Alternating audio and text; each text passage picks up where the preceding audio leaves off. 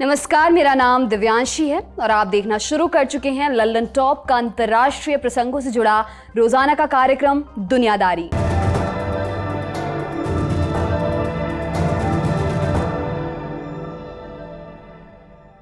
पहले एक ट्वीट पर नजर डालिए। यूक्रेन के राष्ट्रपति वोलोदिमिर ज़ेलेंस्की का ये ट्वीट है, कंटेंट अंग्रेजी में है, हिंदी तर्जुमा सुन लीजिए।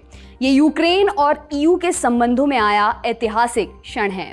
यूक्रेन का भविष्य ईयू के साथ नत्थी है। ट्वीट देखा, अब एक बयान देखिए। ये बयान है यूरोपियन काउंसिल के प्रेसिडेंट चार्ल्स मिशेल का। आज का दिन आपके लिए ऐतिहासिक है। आप ईयू के सदस्य बनने की राह पर आगे बढ़ चुके हैं। आपने दो बयानों को देखा, इसमें बार बार ईयू का जिक्र आ रहा है। ये क्या है? ये यूरोपियन यूनियन का शॉर्ट फॉर्म है। यूरोपियन यूनियन क्या है? ये यूरोप के 27 देशों का आर्थिक और राजनीतिक संगठन है। उन्होंने व्यापार, कृषि, फिशरीज और रीजनल डेवलपमेंट जैसे मुद्दों पर एक जैसे कानून लागू किए हैं। सदस्य देशों के नागरिकों के लिए एक से दूसरे देश में जाने की आजादी है। इसके अलावा भी बहुत सारे आर्थिक और राजनीतिक हित जुड़े हुए हैं। ईयू के देशों में साझा सुरक्षा को लेकर भी समझौता है। एक समय तक ईयू में 28 देश हुआ करते थे। जनवरी 2020 में ब्रिटेन ने नाता तोड़ लिया था। उसके जाने के बाद संगठन में 27 देश ही बचे। वैसे एक फैक्ट ये भी है कि शुरुआती दौर में इस गुट में 6 देश ही थे: Belgium, France, Italy, Luxembourg, Netherlands और वेस्ट जर्मनी। ईयू की खासियत समझने के लिए एक ब्रीफ इंट्रो जरूरी है। इस संगठन का इतना हवा क्यों है? सदस्य 27 देश, बड़े देश हैं France, Germany, Italy, Poland, Spain, पुर्तगाल, स्वीडन आदि। इनमें से France United Nation Security Council का परमानेंट सदस्य है, यानी उसके पास वीटो का अधिकार है। ईयू की कुल आबादी लगभग 45 करोड़। ये पूरी दुनिया का लगभग 6% है। दुनिया के 100 लोगों में से 6 ईयू के सदस्य देशों के नागरिक हैं। कुल जीडीपी 2021 की गणना के मुताबिक $17 ट्रिलियन। ये दुनिया की कुल जीडीपी का लगभग 18% है। ये कितना पैसा होगा? बहुत है। आसान भाषा में समझना हो तो 2020 में भारत की कुल जीडीपी $2.66 ट्रिलियन थी। ईयू की जीडीपी लगभग 7 गुना ज्यादा है। ईयू के सदस्य देशों का ह्यूमन डेवलपमेंट इंडेक्स यानी कि एचडीआई काफी बढ़िया है। एचडीआई का निर्धारण मुख्य तौर पर 3 फैक्टर्स के आधार पर किया जाता है: लाइफ एक्सपेक्टेंसी, एजुकेशन और प्रति व्यक्ति आय। ये बताता है कि ईयू के देश अपने नागरिकों को स्वास्थ्य, शिक्षा और रोजगार जैसी बुनियादी सुविधाएं अच्छे से उपलब्ध कराते हैं। 2012 में ईयू को नोबेल पीस प्राइज से सम्मानित किया जा चुका है। इसके अलावा ईयू का दखल United Nations, World Trade Organization, G7 और G20 जैसे ताकतवर अंतर्राष्ट्रीय संगठनों में भी है। आपने ईयू के बारे में समझा। अब ये समझते हैं कि आज हम ईयू की चर्चा कर क्यों रहे हैं। अब शुरुआत के उन दोनों बयानों को याद करिए, ज़ेलेंस्की और मिशेल के। उनके बयानों का मजमून ये था कि यूक्रेन ईयू का सदस्य बनने के लिए पहली सीढ़ी पर कदम रख चुका है। ये हुआ कैसे? दरअसल 23 जून को यूरोपियन काउंसिल ने यूक्रेन और मोल्दोवा दोनों को कैंडिडेट का स्टेटस दे दिया। चिट्ठी तो जॉर्जिया ने भी भेजी थी, लेकिन फिलहाल के लिए उसके आवेदन को किनारे रख दिया गया है। अब सवाल ये आता है, ये कैंडिडेट स्टेटस क्या है? ये समझने के लिए थोड़ा बैकग्राउंड जानना जरूरी है। यूक्रेन, मोल्दोवा और जॉर्जिया तीनों एक समय तक सोवियत संघ का हिस्सा थे। सोवियत संघ के विघटन के बाद ये तीनों अलग और आज़ाद हो गए, लेकिन उनके यहाँ एक धड़ा ऐसा था जो इस आज़ादी से खुश नहीं हुआ। उसे रूसी पहचान से लगाव बरकरार रहा।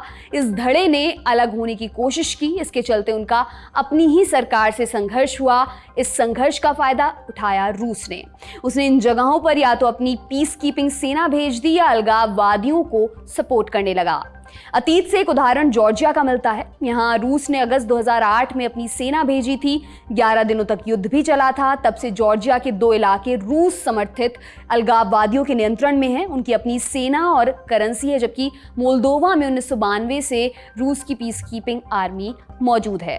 जहां तक यूक्रेन की बात है, उसका हाल तो जग जाहिर है। 2014 में क्रीमिया पर कब्जा, दोनेत्स्क और लुहांस्क में अलगाववादियों को पैसा और हथियार, फिर 24 फरवरी 2022 को स्पेशल मिलिट्री ऑपरेशन के नाम पर सेना भेजती। ये लड़ाई पिछले 4 महीने से जारी है। नतीजे का तो पता नहीं, लेकिन यूक्रेन तबाही की कगार पर पहुंच चुका है। यूक्रेन के साथ एक और समस्या है, वो है उसकी लोकेशन। यूक्रेन यूरोपियन यूनियन और रूस के बीच की कड़ी है। रूस की पूर्वी सीमा यूक्रेन से लगती है।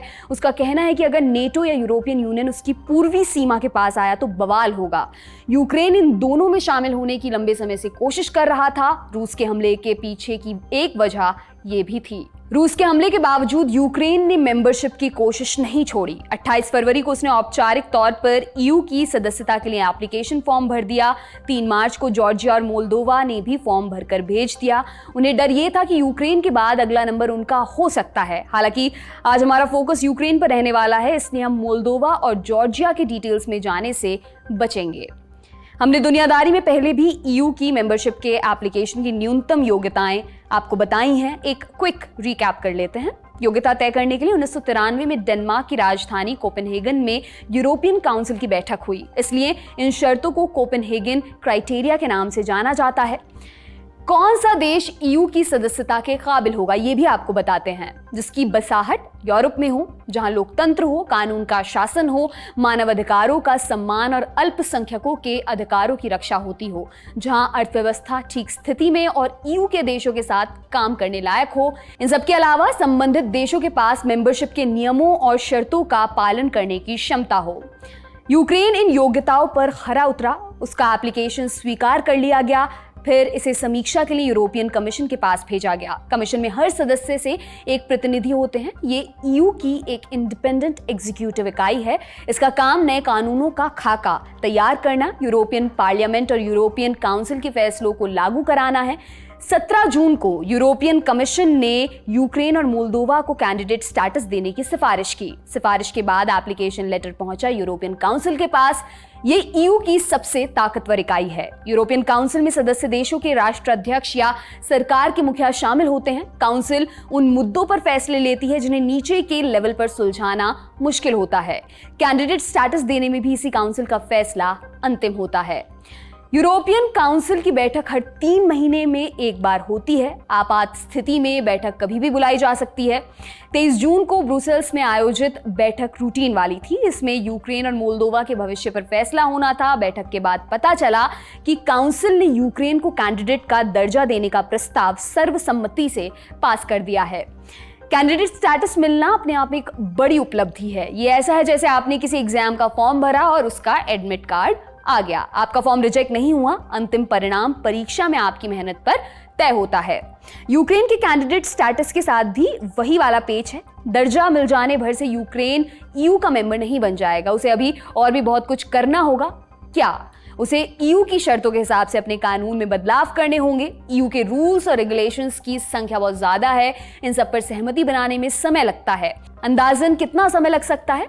फिनलैंड और स्वीडन 3 साल के अंदर सदस्य बन गए थे। वहीं ईयू के सबसे नए सदस्य क्रोएशिया को प्रोसेस पूरा करने में 10 साल लग गए थे। क्रोएशिया का प्रोसेस तो पूरा भी हो गया। कई देश ऐसे हैं जो सालों से कैंडिडेट स्टेटस पर अटके हुए हैं।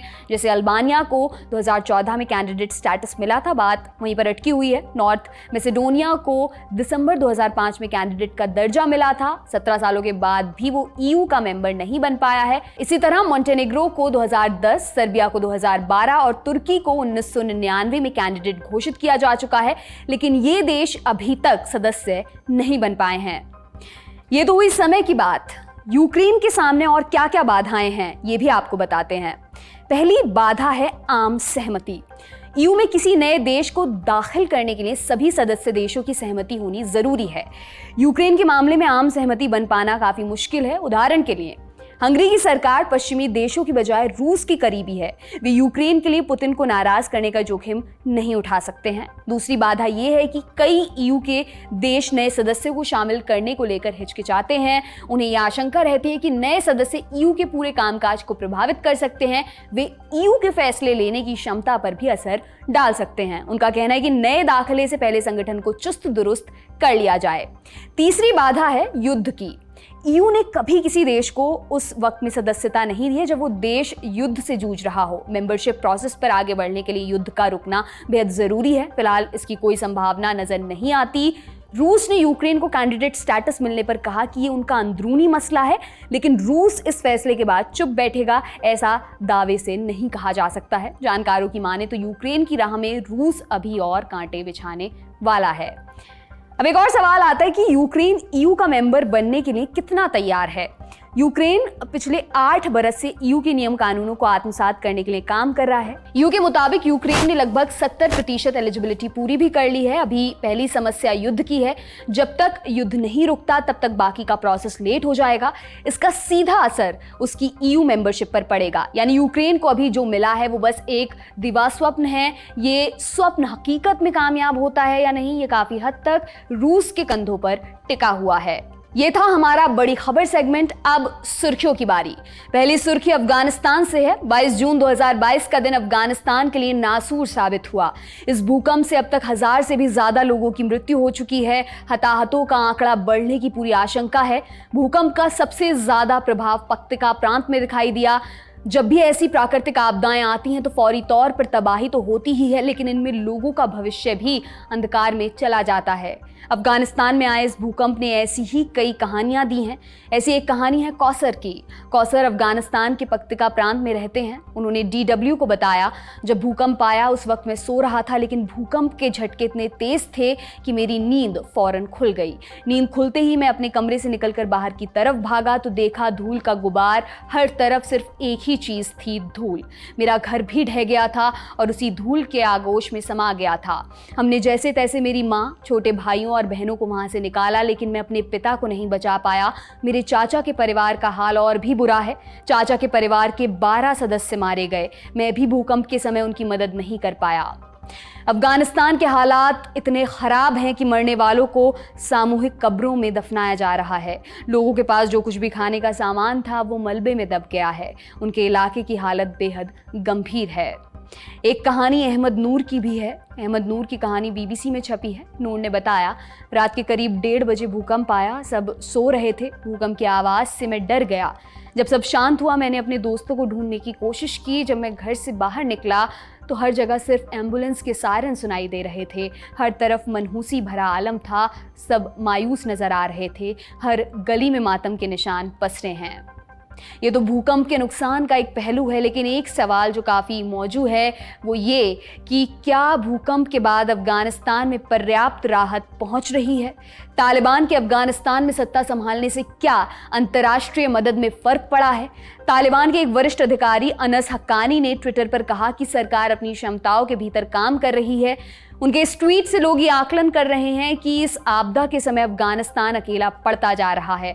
अफगानिस्तान की आपात सेवा के अधिकारी सराफुद्दीन मुस्लिम ने कहा, किसी देश में जब इस तरह की कोई बड़ी आपदा आती है तब अन्य देशों की मदद की जरूरत पड़ती है। इस बीच संयुक्त राष्ट्र महासचिव अंतोनियो गुतेरेस ने कहा कि अफगानिस्तान में आए इस भूकंप में अंतर्राष्ट्रीय संगठन जरूरी टीमों की तैनाती में लगा हुआ है।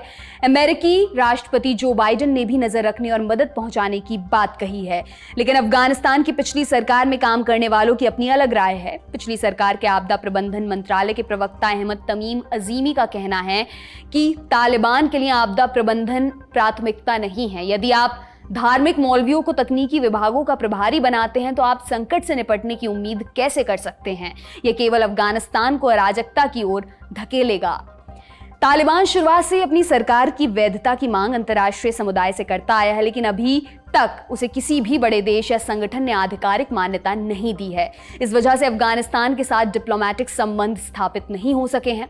आज की दूसरी और अंतिम सुर्खी कोरोना महामारी से जुड़ी हुई है। हम पोस्ट कोविड वर्ल्ड में जीने की शुरुआत कर चुके हैं।